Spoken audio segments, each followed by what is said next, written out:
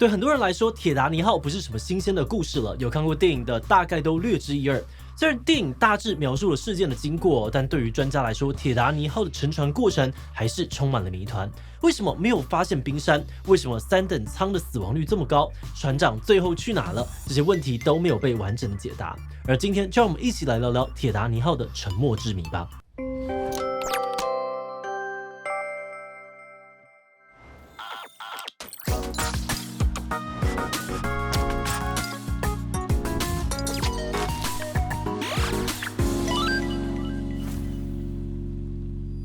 Hello， 大家好，我是志奇。几个月前呢，最新的影像显示位于铁达尼号船头的经典旗杆因为侵蚀的关系已经消失不见了。那虽然说专家推测还要好几百年铁达尼号才会真的完全解体，但随着很多重要结构逐渐的崩坏，探测器也越来越难进入铁达尼号的内部搜索，这让科学家们担心那些还没有解开的谜团可能会永远找不到答案。事实上呢，铁达尼号沉没之后有长达70多年，大家完全找不到它的下落，只能够透过少量的档案、口述历史，想办法拼凑当年事件的全貌。即便后来铁达尼号重见天日，但因为过了太久，有用情报十分有限，还有无数的谜团没有被解开。今天就让我们花个10分钟，一起来回顾这起人类史上最悲惨的船难——铁达尼号到底为什么沉没？谁又该为这起船难负最大的责任？又有哪些未解之谜呢？不过，在开始今天的讨论之前，先让我们进一段工商服务时间。过年发红包，大人正好可以为孩子进行理财机会教育，尤其推荐大家入手这一组能够帮孩子建立正向金钱观的芒狗狗幼儿财商启蒙绘本礼盒。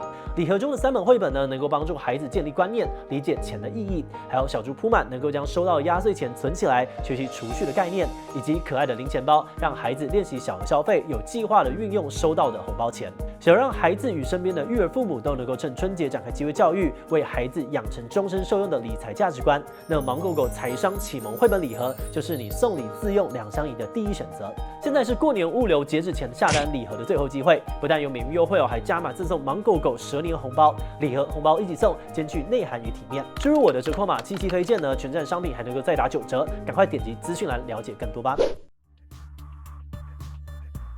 在1900年代，那个时候横跨大西洋的船运航线非常的受欢迎，各家业者都想要分一杯羹，而英国的白星航运公司也不例外。不过当时他们的对手已经拿下了最快速横跨大西洋的非官方纪录。为了抢攻不同的客群，白星决定改变策略，不在速度上面比高下，而是打造更大更豪华的客轮。1909年，他们在爱尔兰的造船厂着手打造当时世界上最大的客轮铁达尼号。这个名字呢，来自于古希腊神话当中的泰坦。在神话里面，泰坦有着巨大、坚不可摧的特质，而这个名字也反映了设计者对于这艘船的期待。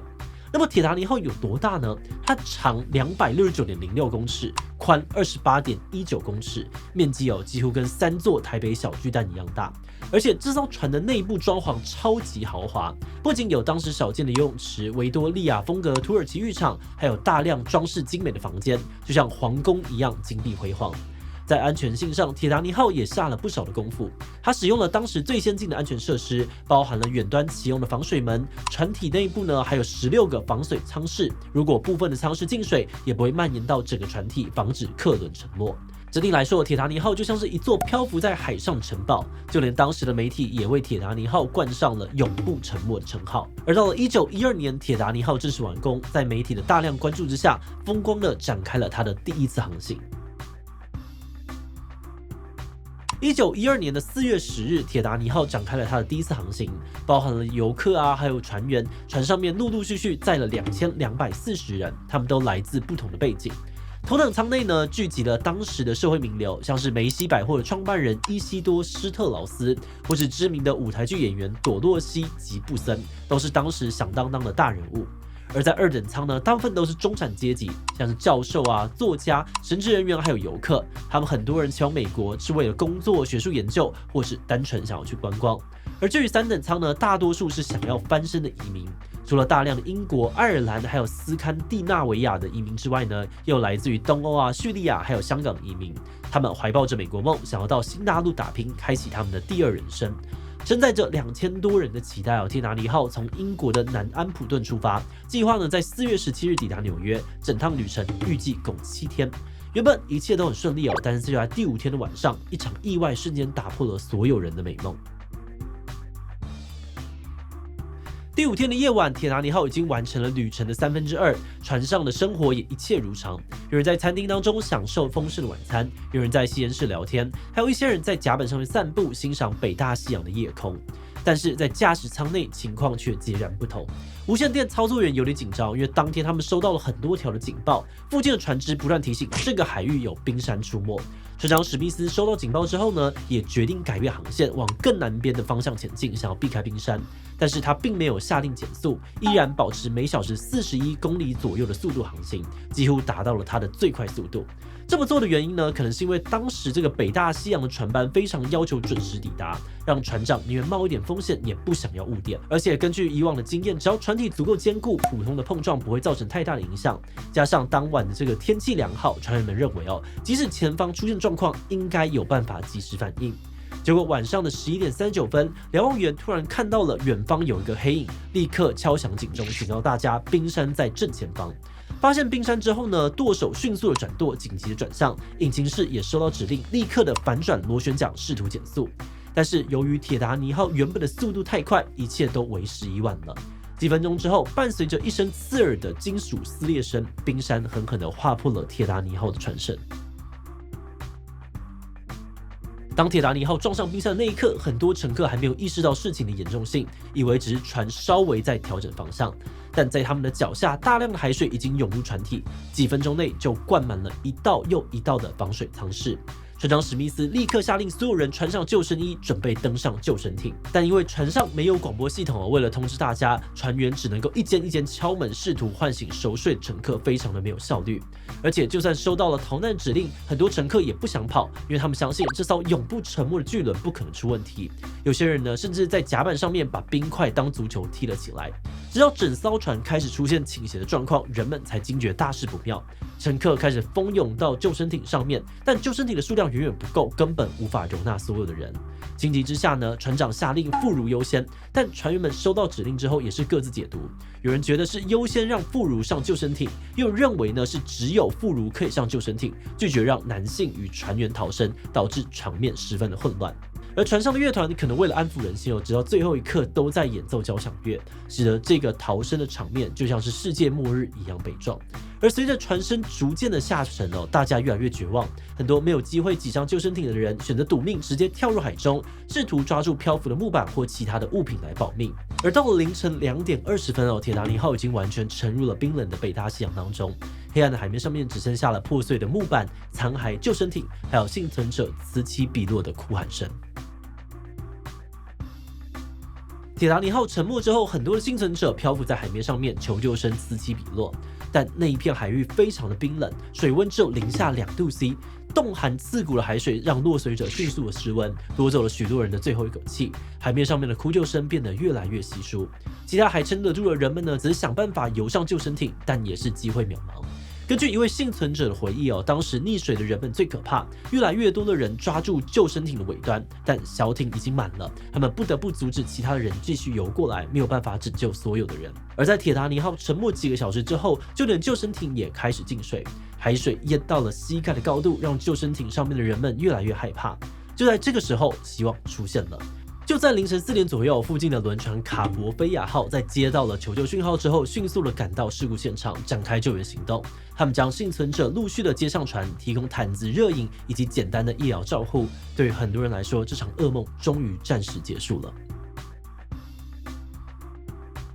整起的沉船事件总共导致了超过1500人死亡，是史上最严重的海难之一。而在所有的乘客当中呢，存活率也跟性别、阶级有很大的关系。从性别来看呢，男性乘客的存活率是20%，女性则是75%，主要也是跟船长妇孺优先的指示有关。而在阶级的部分呢，存活率依照舱等递减，头等舱是61%，二等舱呢是42%，三等舱是24%。头等舱存活率明显较高，有可能是因为他们的房间位置呢最靠近上层的甲板，离这个救生艇最近，也最早得到船员的救生指示。另外，在悲剧发生之后，大家也迫切的在检讨为什么这场船难会如此的惨烈。专家分析指出，这可能由多个人为因素造成的。第一呢，铁达尼号有设计的缺陷，虽然有非常多间的防水舱室但是舱室的这个顶部并没有加盖。当船体倾斜时呢，水会从另外一间舱室溢流到另外一个舱室，最终导致整艘船的沉没。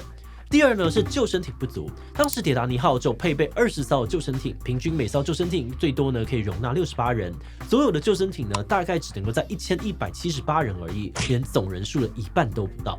第三呢是设备问题，灾难的当晚呢，船上的这个瞭望台似乎没有双筒望远镜，这可能导致他们没有更早的发现冰山。此外呢，虽然当天很早就收到其他船的冰山警告，但这个消息也没有确实的传达给所有的船员。第四是训练不足，船难发生时呢，很多船员对于逃生程序完全的不熟悉，不少救生艇还没有载满人就放下去了。之后调查也发现，铁达尼号沉没之前呢，甚至很多的救生艇都没有成功下水。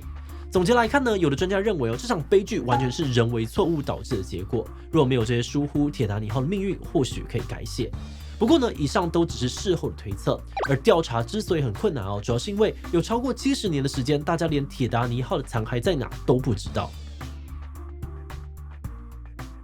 沉没后的70年来呢，人们一直在试图寻找铁达尼号的残骸，但这非常的困难。当时的探测技术有限只能够依靠低解析度的声呐扫描，难以辨认这个残骸的位置。同时呢，寻找这艘巨轮的费用高昂一次大型的探测计划可能就要花费数百万美元，而且还不保证成功。这对任何的组织而言都是沉重的财政负担，很多计划都因为资金不足而胎死腹中。